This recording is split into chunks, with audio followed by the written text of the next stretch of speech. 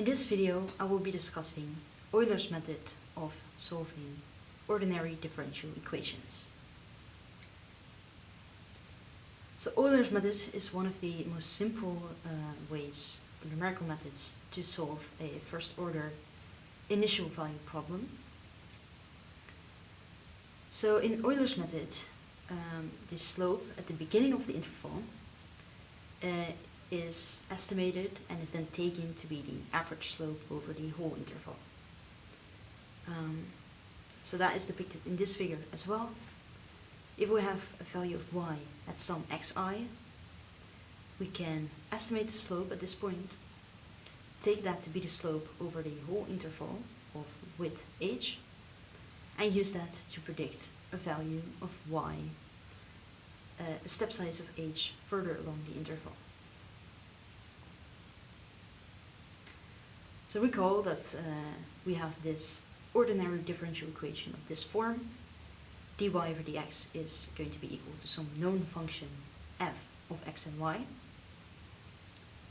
If we know the value of y at some point x, xi, and we'll call this a known value of y, yi, we can use Taylor's expansion to estimate the value of y at xi plus 1. So that is given here.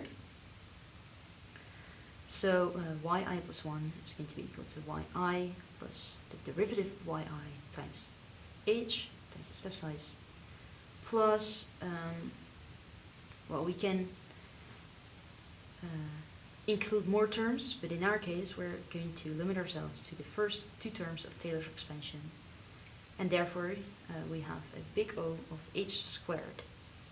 So we truncate this infinite series. So we saw from the expression above of the ODE that this first derivative of y is going to be equal to the function f at xi and yi. So we can rewrite it like this.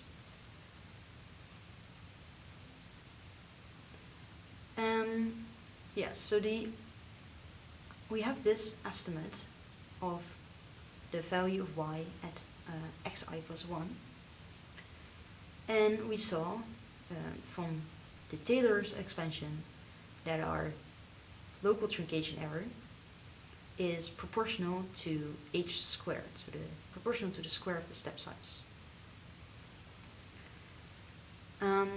If h is sufficiently small, you can actually say that the local truncation error is equal to this first term of the Taylor's expansion that we do not use. So this error is approximately equal to the derivative of f evaluated at xi and yi. So that means that's the second derivative of y over 2 times h squared. Now if we want to obtain the global truncation error, so the error that we obtain when you perform Euler's method over a number of steps, a number of n intervals, you sum the local truncation error for each step.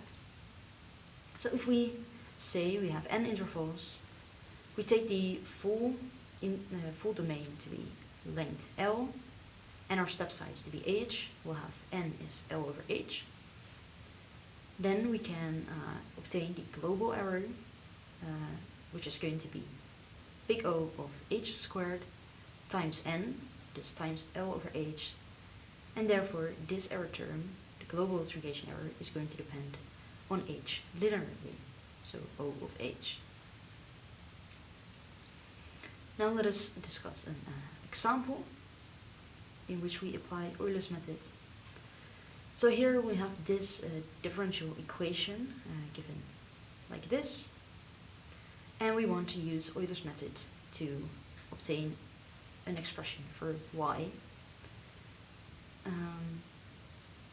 where our domain is from 0 to 4, and we have a step size of 0.5. And the initial condition is given by y of 0 is 1.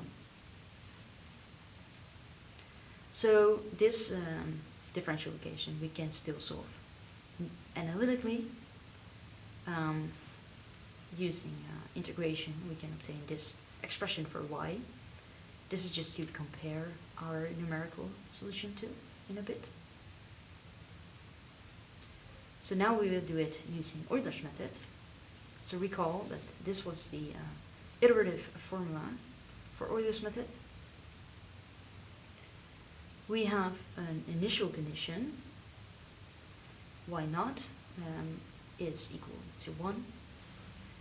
And we have our function f that we know, and we can plug in these values for x naught and y naught into that. And then we obtain this calculation, and we'll see that y1 is 5.25. Now we can repeat this process and calculate y2 from our approximation of y1.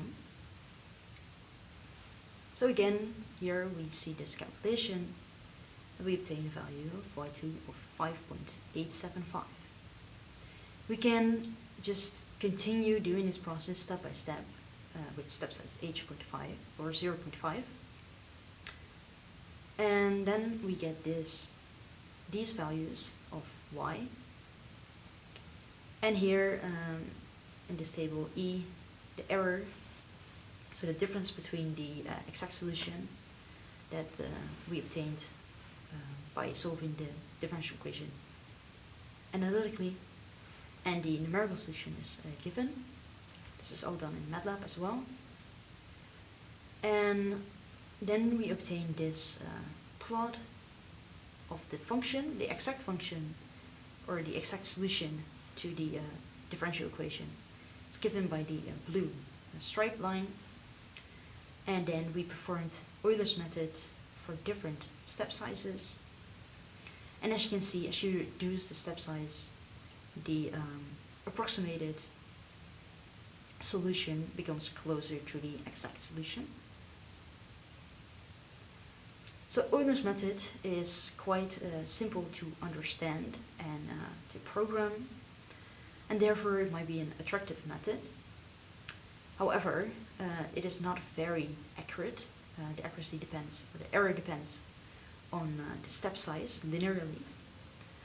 So it requires a high computational power to obtain an acceptable error level, because you will need to reduce the step size h by a lot. And therefore, alternative methods might be more applicable.